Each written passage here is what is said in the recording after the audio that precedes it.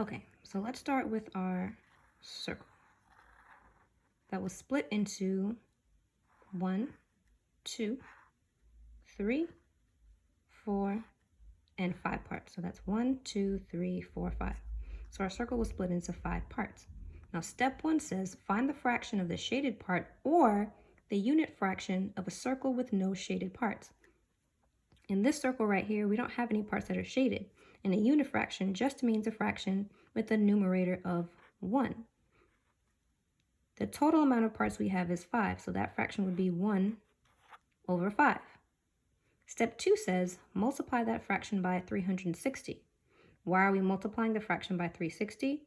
Because there are 360 degrees in a circle, and for us to find the angle measure of each single part, we want to multiply that by the total amount of parts that we have. So 1/5 times 360. Now, I know that I can't actually do this. I have to multiply 1/5 times 360, meaning I'm going to have to change 360 into 360 over 1 because I can't multiply a whole number times a fraction. Now I have 2 fractions, so I can go ahead and multiply straight across. So that's going to give me 360 over 5. Now step 3 says take the product of 1/5 and 360 and divide the numerator by the denominator, meaning I'm going to take 360 and divide it by 5. So that looks like 360 divided by 5. But we're obviously going to use the area method. So I'm going to rewrite that down here.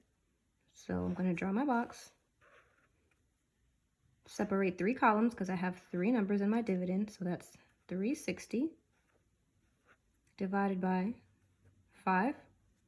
5 goes into 3, 0 times 5 times 0 is 0. Minus those 2 numbers or subtract those 2 numbers and you'll get 3. Then I'm going to bring 3 up. Now I have 36. And I have to think to myself, what number times 5 will get me as close to 36 as possible? And that number is 7. Because 7 times 5 will give me 35. Subtract those 2 numbers, I get 1. Then I bring that up. And now I have 10 over here. What times 5 will give me 10? That answer is 2. So 5 times 2 is 10. Same procedure, subtract those 2 numbers, and I get a 0, so I don't have a remainder.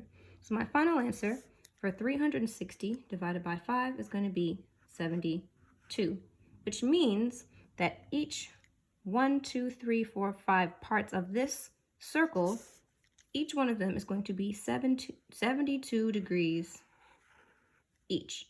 And if I want to check my work, well, I know that I have 5 parts, 5 equal parts in this circle, and each one of them measures 72 degrees.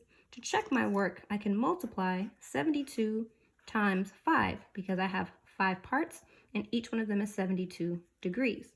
Now if I multiply these 2 numbers together, I'm going to get 5 times 2, that's 10, and I'm going to carry the 1. So 7 times 5 is 35, plus this 1 up here is going to give me 306, and I come back around to 360, which is the measure of all circles.